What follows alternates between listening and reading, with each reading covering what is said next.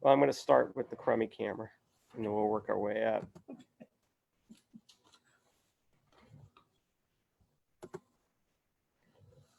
All right. I got to shut my phone here, or else it's going to get in the way. Okay. Good evening, everyone. I'm Rich Ozer, and here's Gerald McKeegan. Hi, everybody. And we're going to experiment with something here, and I hope it works right. As you can see, this is not the best camera in the world. In fact, I alluded it to being the crummy camera. And we were going to try a new astrophotography camera on the telescope tonight, but instead I have it hooked up to my laptop to take images of Gerald and I instead of the stars. And we will see. Get rid of that. Oh, no, I have to change that part. Close this. Go here. Aha! There we go. Yeah. And we're not made up to third. That's right. So this is what Gerald and I look like binned 2x2 on an astrophotography video camera. And you may be asking, well, how come you're doing this instead of hooking it up to the telescope? Well, you probably stepped outside tonight and you saw that the weather looked pretty nice, and it would be a great time to tune in to Chabot Space and Science Center's Facebook page and watch the virtual telescope viewing. But turns out that our relative humidity is pretty high tonight. In fact, let's see if I can bring that up. The observatory weather details. You can see that the humidity is up to 93%. Now, with Nellie, we never open the observatory if it gets higher than 85%. And the reason for that is the water from the air will condense on the mirror.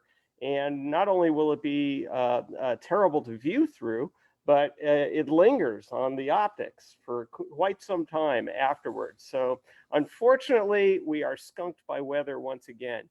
And you probably think that all astronomers do is complain about the weather. And yeah, that's pretty much right. That's pretty much what we do. Yeah. So instead, we've got some other things to show you tonight. Let me get back to where I was here. Okay. So what Gerald and I have worked on over the last couple of weeks is processing some photos that we've taken with Nellie. And we're going to show you the results of that. And we have a few interesting ones. Some were of objects that we showed you live a few weeks ago, but have had a chance to improve the view after some digital processing. So I'm going to bring that up now. Whoops, wrong thing. Bear with me here. And we have virtual telescope. We'll just take them in order? Yeah, we'll just take them in order. So yeah, I'm going to let Gerald talk about what I'm putting up on the screen, and I'll use the pointer here if there's something you want to show. So this is M13 the Hercules Cluster. This is a globular star cluster in the constellation Hercules. It's a very well-known star cluster. It's very popular with amateur astronomers because it is easy to find, and it is quite bright and pretty dramatic. A nice thing to photograph. It's somewhere between 23,000 and 25,000 light years away, and there are at least 500,000 stars in the cluster. And one of the things that distinguishes it is a feature we call the propeller. So I'm going to use the pointer here to point out the propeller. It's a 3-bladed propeller. Here's one blade, here's another blade, and here's the third blade. And you always know you're looking at M13 if you see that propeller in the image. And that's just an artifact because of varying density of stars in the globular cluster. The stars in the cluster are all very old. They're more than 10 billion years old. These globular star clusters, there's about between 150 and 200 of them orbiting around the Milky Way galaxy. And most of them formed very early when the galaxy was just forming. And they formed out in the periphery of the big cloud of gas and dust that was condensing to form the galaxy. And so these stars are very old because they are kind of off by themselves in the halo of the galaxy. They don't get a lot of gas and dust to form new stars. So there are very few young stars in globular star clusters. They're all very old stars. And most of the stars that we still see are lower mass stars. When high mass stars form, say stars with 10 or 20 times the mass of our sun, when they form, they burn very hot and they have very short lives because they burn through their fuel very quickly. So a high mass star may have a lifetime of less than 1 billion years, whereas low mass stars like our sun can last 10, 12 billion years or more. So when we analyze the stars in the cluster, we see that they are all low mass, old stars that the only reason we see them is because as they get old, they start to swell up and they become larger, and so they emanate more light. And kind of like us. Yeah, Right. yeah. Stars are like people. As we get old, we spread out. So anyway, the stars near the center of the cluster are very close together. The stars are orbiting around the cluster in highly elliptical orbits. So they go in and get very close to the center, but they're moving very fast when they're near the center. And then they swing out, get very far from the center, and then they are moving very slowly. And then they swing back in, and they just do that over and over again. By watching the stars as they move and measuring their velocities using spectroscopic techniques, we can then use their velocity and watch them over time to see how much the stars move, and use that as a way of determining the distance to this globular star cluster. So this one we think is somewhere between 23,000 and 25,000 light years away. Okay, next image. Next one. All right. So a couple of weeks ago, when we actually had good enough weather to hook up a camera, we were using a DSLR camera on the 36-inch. We showed you M51, which is a double spiral. It's actually two galaxies that are involved in a collision event. And these things, of course, take billions of years to play out. But we showed you that live through the telescope. But later in the week, Gerald took his CCD camera and took a whole bunch of, what were they, 20-second exposures on this one. Yes. Yeah, about a dozen 20-second exposures, and sent them over to me to process in Pixinsight.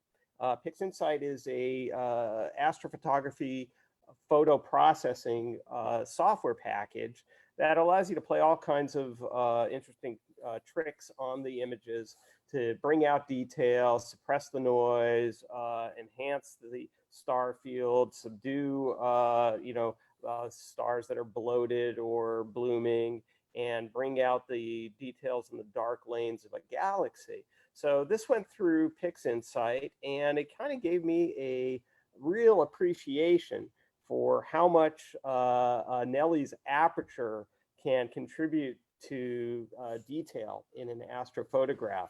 Something like this, especially these groupings of stars around the black dust lane coming from the center of M51. In my 11-inch telescope, I would be probably acquiring several hours worth of data in order to show that degree of detail. This was 2 minutes of data on a 36-inch telescope.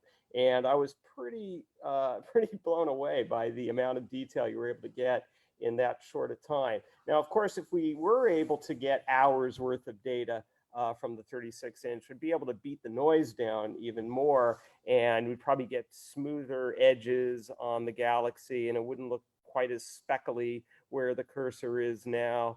But really, this shows you an incredible amount of detail, and these bright areas coming off the center are probably what are called a hydrogen alpha star forming regions. They're not actually bright stars or anything like that. They're entire regions of this galaxy that are glowing brighter than the rest because there's a lot of star formation going on there. What else you got to say about this one? Or is Yeah, it, the reason you don't see any color in this is that because the camera I used was an astronomical CCD camera, which shoots in black and white. By doing that, you can take all the filters out of the system and you get as many photons as you can get onto the CCD. So it, like Richard said, you get a lot of detail in a fairly short amount of time. To do a color image with that camera, what we'd have to do is use filters. So we'd shoot through a red filter for a while, and then we'd shoot through a blue filter, and then a green filter, and then we would combine that with what we call the luminance, the black and white image, and combine that in Pixinsight or some other image processing software to produce a color image. So that's a lot more work to do that.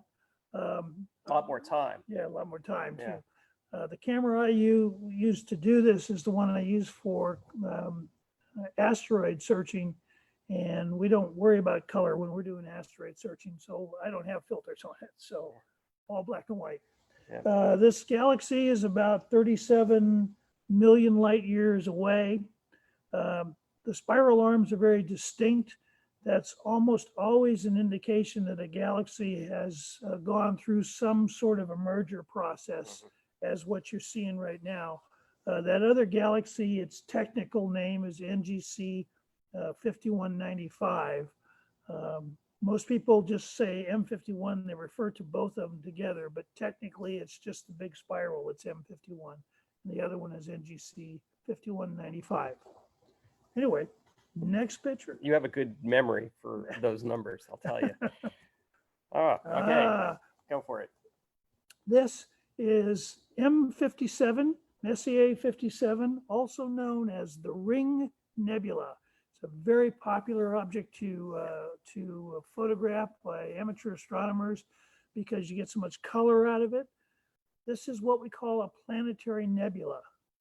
A lot of people think that stars always die in a supernova explosion, but that's actually rarely the case. More than 90% of stars, when they reach the end of their life, they don't explode in a supernova.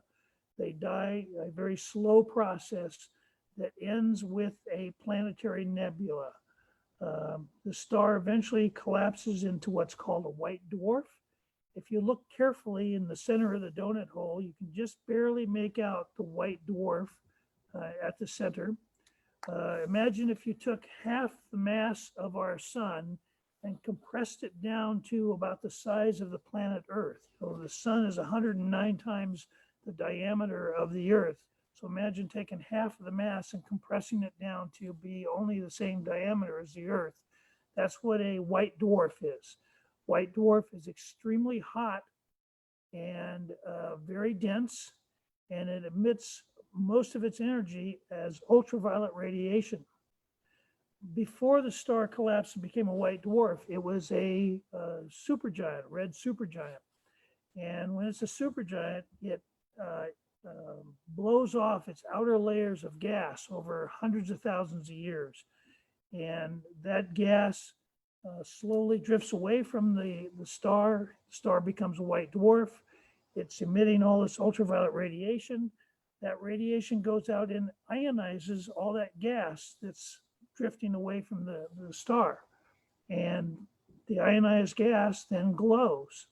So what you're seeing, that glowing shell that you see, is actually the gas that was expelled by the star when it was still a giant. Now you notice the color, it's kind of a turquoise color primarily around the white dwarf. There are different gases in the cloud. Most of the gas is hydrogen, but there's a small amount of oxygen in that cloud. Oxygen, when it's ionized by ultraviolet radiation, will glow very brightly, and it glows very bright in that turquoise color. So that turquoise color is an indication that there's oxygen in the cloud. Because it glows so much brighter than the other gases, it seems to be the dominant gas, but it's actually only a small percentage of the gas. Most of that gas is hydrogen. And if you look right around the rim of the cloud, you see a little bit of a red fringe. And that's the hydrogen gas. When hydrogen is ionized like that, it glows in a deep red color, which is actually hard to see with most cameras because it's such a deep red color. I think Richard talked a couple of weeks ago about a camera that he has that's been modified to see those deep red colors. When we look through the telescope with our naked eye, we don't see that red at all. We see the bluish green color, but we don't see the red at all. But when you take just a regular camera, like this was taken with a regular digital SLR camera, you do pick up a little bit of that red as a fringe around the glowing oxygen gas that you see there. Now, you're actually seeing only a small portion of the gas that's surrounding the white dwarf. That gas was being expelled for thousands and thousands of years, and most of it is hydrogen, and most of it is far enough away from the white dwarf that it's getting very little ultraviolet radiation. But if you use the right filters and take long enough exposure with the right kind of camera, you actually will see this red swirling cloud that extends actually as far as the whole field of view of this image here.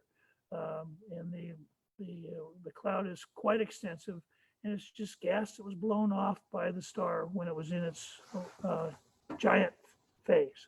Yeah, let me, I want to add to a couple of things you said. 23 minutes late. So first of all, this is a fairly bright object considering what it is. And if you have a telescope and you live in the city, you can find the Ring Nebula and see it through a telescope without having to, travel hours away from the city lights. This is one of the brighter deep sky objects that's accessible to amateur instruments in an urban area. The closest bright star to M57 is Vega. So, that's pretty high in the sky right now. Right. I'd say June, July, August are pretty much Yeah. the best times of the year to look for the Ring Nebula. And you can go to skyandtelescope.com to learn exactly where it is. Or if you have a star atlas, it'll be easy for you to use that to find it. Even a powerful pair of binoculars will be able to pick out M57. Also, to elaborate on something else Gerald was talking about. So our eyes are sensitive to red, green, and blue. And that's why we put red, green, and blue filters on the CCD camera in order to bring out what we hope is natural color of whatever object it is that we're photographing. But Gerald alluded to the fact that the gas from this white dwarf star actually extends out to the entire frame, the edges of the frame of this photograph, but we can't see it.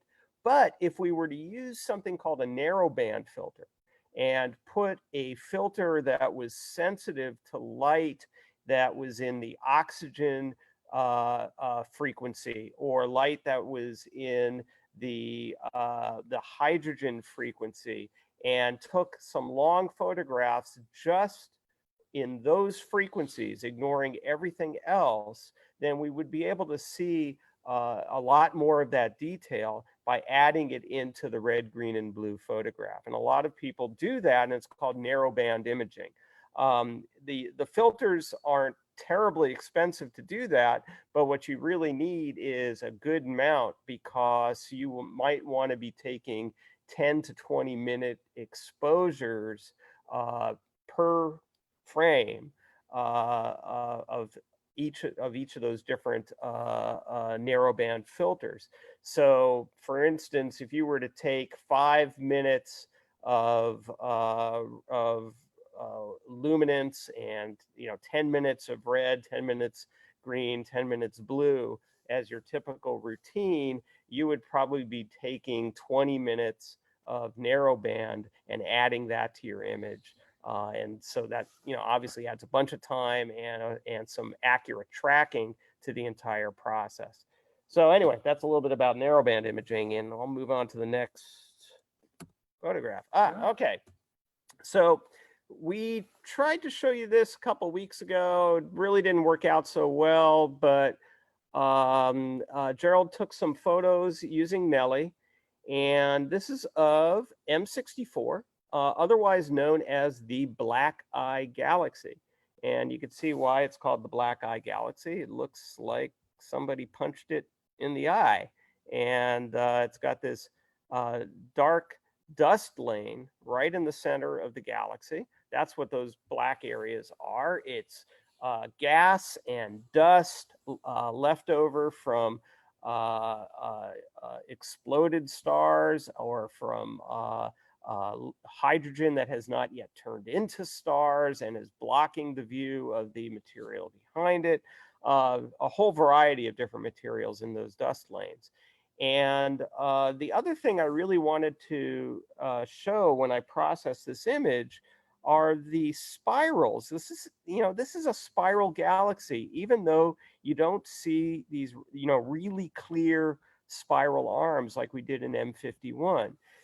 These are really diffuse, but with the processing, I was able to bring out the spiral characteristics of the galaxy. And what I learned as I was reading about this galaxy is that the outer part of the galaxy spins in the opposite direction from the inner part of the galaxy. There's counter rotation going on, and that's stirring things up gravitationally, so the spiral arms have become less distinct over time.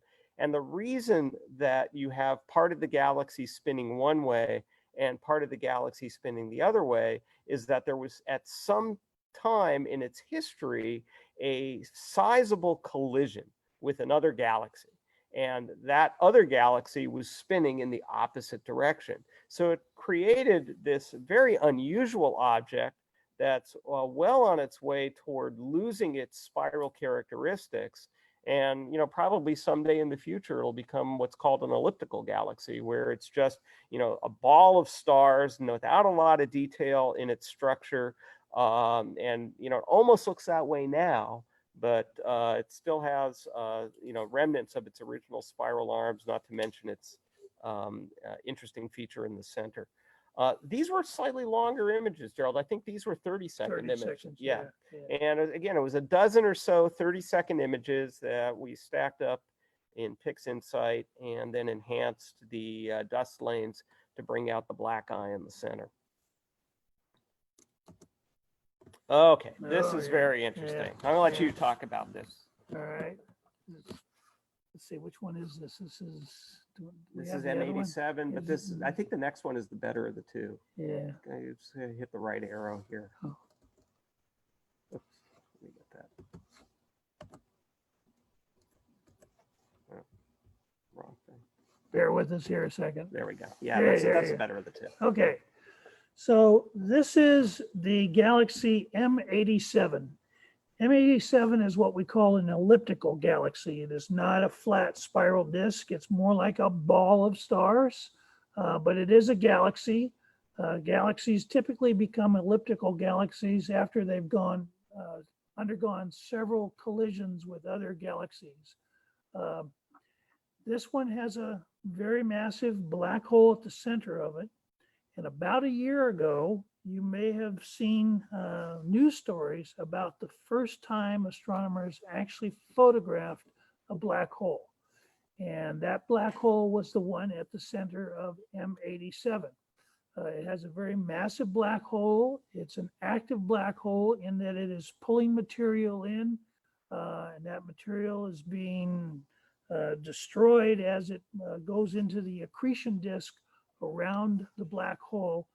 Some of the material is pulled in, but some of that material, because it doesn't come in at quite the right angle, and because it becomes highly ionized as it's being pulled apart,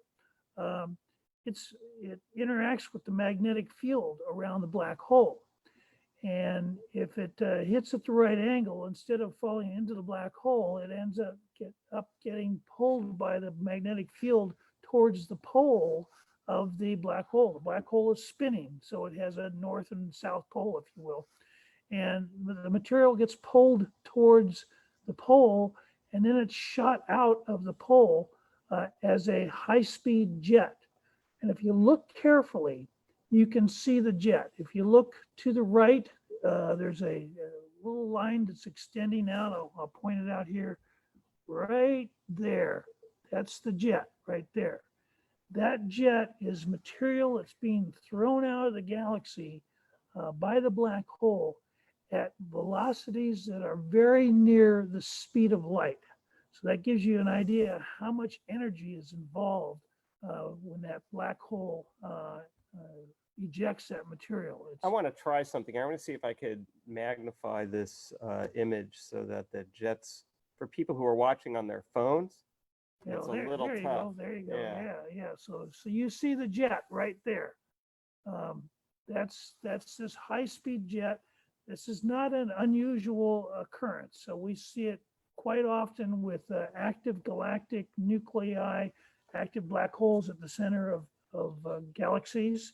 And we see it sometimes with stars that are nearing the end of their life, or neutron stars, things like that. We often will see some kind of a jet like this. This one's really amazing because of how far it's extending out from the black hole at the center of the galaxy. It's actually shooting out of the galaxy.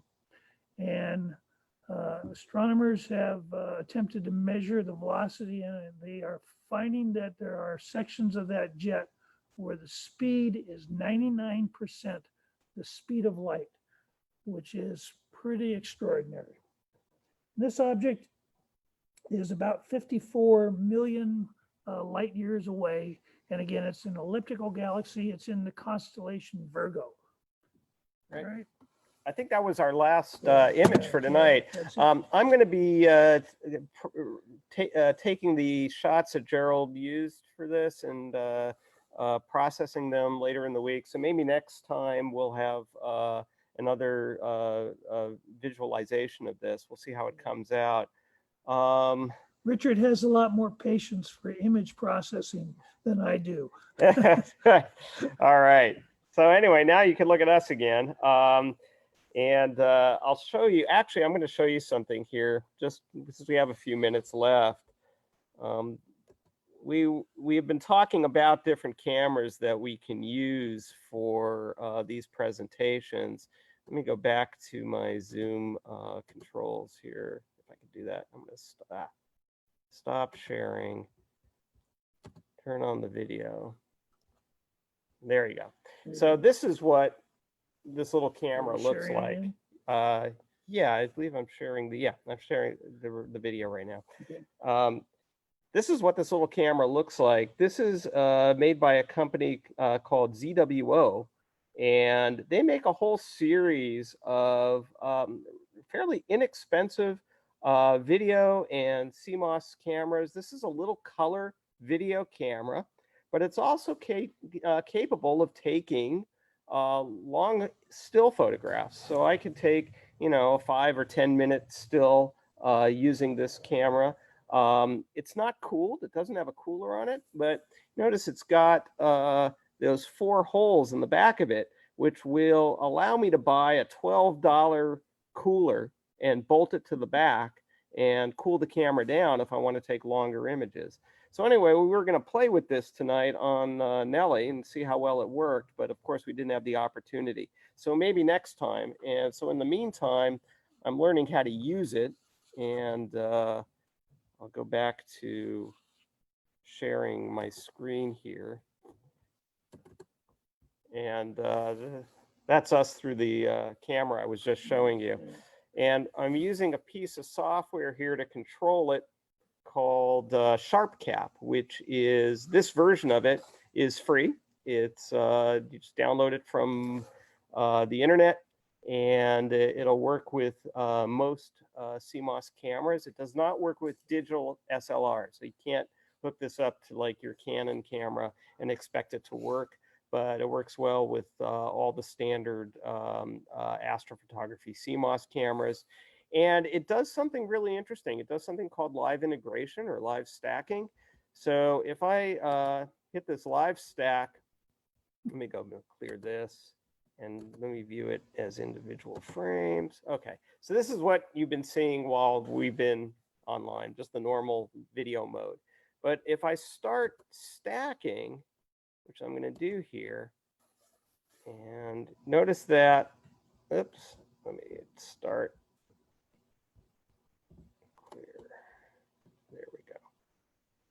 So one of the things that's happening is I'm moving around and kind of turning into a ghost, because what it's doing is taking all of the individual frames and stacking them and averaging the content.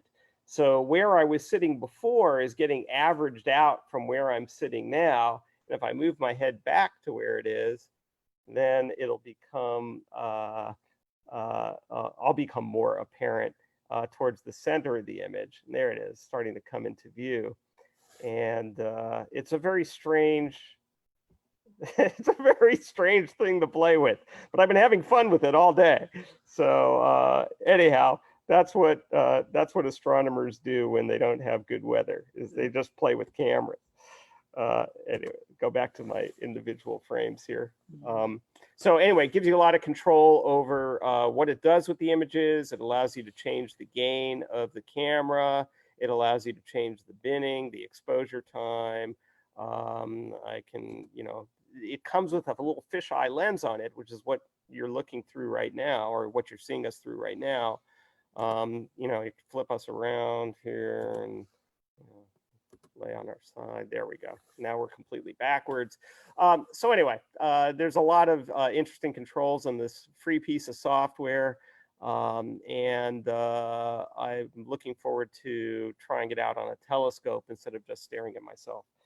So I guess that's about it, right? Yeah, well, you have a lot of comments. Oh yeah, we have some questions. So there we go. Take care of that. A lot of people thanking us. Oh yeah, Alan said don't move, because I was getting averaged out by myself. Oh, the name of the camera, look up ZWO, and that's zebra, W like whiskey, O is an Oscar. And the model number on this one, I don't remember the model number on this one. I think even on the box, it doesn't tell me the model number. Let me see. This is a, yeah, it does have the model number. This is a 120 MC. And it's their least expensive one. I just wanted something to play with. And I wanted something that I could use to take video of the moon and planets with. And I thought this would be a good candidate because I wanted color. I didn't want to deal with filters. I didn't want to deal with the DSLR. I just wanted a standalone video camera that I could hook on to a alt-az telescope without worrying about polar alignment and all that. So I could do planetary and lunar photography without going through all of the rigmarole of doing deep sky photography. So that's ZWO, and they have a whole line of different cameras. And yes, it can take still photos up to about 10 minutes in length. And you could save, will also, the software will split up every frame into separate frames as well. You have a lot of control over what you can do with it. Let me see if there's any other questions. Somebody asked how far away was the Black Eye Galaxy? I answered 25 million light years away. It's actually 24.2 or something like that, but we'll round it to 25 because, I'm not sure how accurate those decimal numbers are anyway. Especially since the Hubble constant changed this week, so we don't really know how far anything is anymore. And It'll change again next week. It will change again next week. Yes, Carlo, we try to do these every week. It's not always possible to do it every week, so we'll do our best to continue having them. Stay in touch with Chabot via the Facebook page and the website, and there will always be a schedule of planned events. So thank you for joining us tonight. And can you mention my name in the presentation? Yes, Sanjita Mishra joined us tonight. And somebody asked a question. Oh, Alan, I hear Saturn has more moons now. As of when? Oh, God. Was there another discovery? I think they're up to 80, 82 or something like that. 82 moons. All right. Yeah. I missed that. I didn't Yeah. realize that new ones had been discovered in recent weeks. So yeah, it's like it reaches a point where there's so many that, you know, they don't even report it anymore. Yeah. Stop paying attention. Yeah, stop paying attention. All right, folks. Thanks for joining us. We had about 100 people tonight join in. So no other questions? yeah, no, that was all just people waving and saying hello. Oh, Alan did mention, yes, it was a few days ago that they discovered the additional moons. So thanks, Alan. Okay. Hard to keep up. Oh, can you see the Starlink satellites during the program? Gosh, I hope not. I'm not. That's what's happening to astrophotographers. They're all photographing the satellites that are ruining their images of the dark sky. We probably can see them here. We'd have to know what the passover time is and get a scope set up to take photos of that. But that's heavens above will tell you. Yeah, you have to look that stuff up. The problem with when you're doing astrophotography, because you're taking long images and you're looking at a very small field of view, you don't see a nice little pinpoint satellite moving through the field. What you see is, which image are we on? Oh, sorry, we're on this one. Okay. Right, so what you see is a streak, and you'll see it's a very bright white streak that goes across your image, and that's the satellite passing by. Now, a lot of astronomers have been complaining about the Starlink system. You know, eventually it's going to be thousands of satellites orbiting the Earth in a low Earth orbit, relatively low Earth orbit. And, you know, we're all concerned about what that's going to do to our imaging, especially those who are doing serious science. So recently, SpaceX announced that they're going to start putting a shade, if you will, on the spacecraft so that they won't reflect light. And that's going to help a lot. You know, the only time we see them is when the satellite is in the sunlight while we're down here in the dark. So, you know, the Earth is curved. So when the sun is below our horizon and it's dark for us here, up in space, they're still up in the sunlight. And so when we see the satellite in our images, what we're seeing is sunlight reflected off of the satellite. And SpaceX is going to start putting sunshades on the satellites so that they will not reflect light. And that should help a lot, other than the fact that they will occasionally occult or block stars, but it'll be only for a very brief moment. Somebody asked, does the space station ever impede our viewing? No, I would say not. I mean, occasionally, if you're taking a photograph and the space station passes through your field of view during that photograph, that frame will be ruined. I mean, you know, so I have to throw away 5 minutes of data because a bright satellite or the space station has gone through my field of view. Honestly, the space station has never gone through the field of view when I've taken a photograph.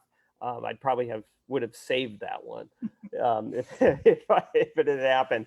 So I would say space station, no, but satellites definitely can be a problem, especially when they start talking about, you know, 60,000 of them or something like that. But, you know, the good news is that even if they do have a lot of reflective satellites in Starlink or other companies that may be doing similar types of programs, it really doesn't affect viewing after, you know, about an hour after sunset, right? It's really just that first hour. That bothers a lot of photographers in the summer because as it is, we have a short night for observing and photographing. You know, the sun goes down at 9. It's dark enough to start taking photos at 9:30, 9:45. And then, you know, at 3:30, you got to call it quits because the sky is starting to get bright again. from the impending sunrise. So by cutting an hour off at each side, because you got a bunch of satellites in the field, that kind of bugs a lot of people, and I understand that. So, all right, that's it for tonight. Thanks for joining us, and we'll see you next time. Next week. Next week.